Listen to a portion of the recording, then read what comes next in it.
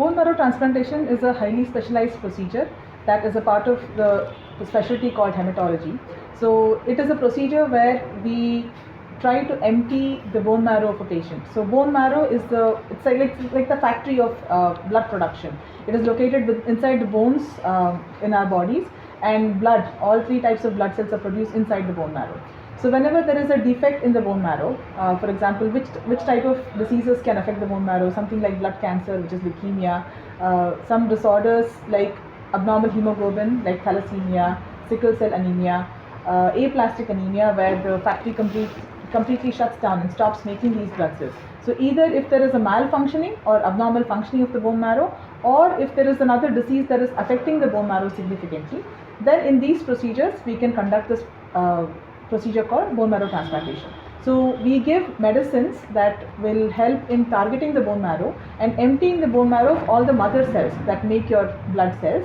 And once the bone marrow is emptied, we take the bone marrow from a normal person who is matched with the patient and take the bone marrow from them and give it to the patient.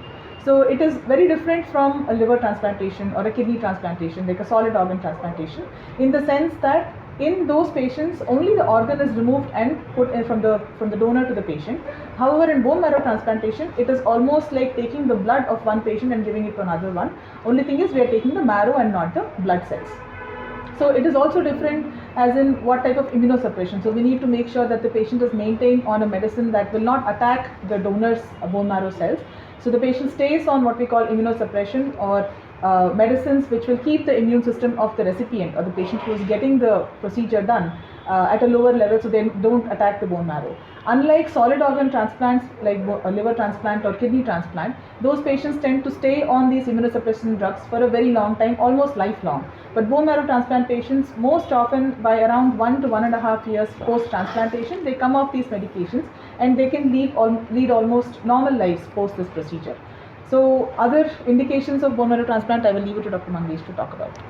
Yeah, so I will basically add to Dr. Neema's lucid presentation.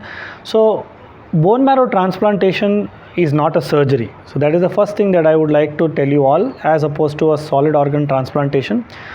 The term bone marrow transplantation basically means that you are extracting the mother cells, as Dr. Neema said, which are basically the source of all the three types of blood cells in our body, namely the red blood cells, the white blood cells and platelets.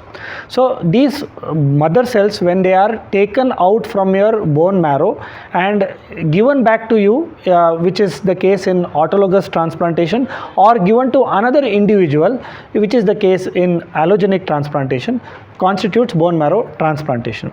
So there are different terms that are now synonymous with bone marrow transplantation. One is blood and marrow transplantation, wherein we either take the bone marrow from the bone of an individual and then give it to another individual, or we sometimes extract the mother cells from the peripheral circulation of one individual and give it to another individual or the same individual. And another term that is very commonly used now is stem cell transplantation. Stem cell transplantation is another word for bone marrow transplantation. The word stem cell is equal to mother cell that I was talking to you about, wherein the precursor cells are extracted either by the blood or from the bone of an individual.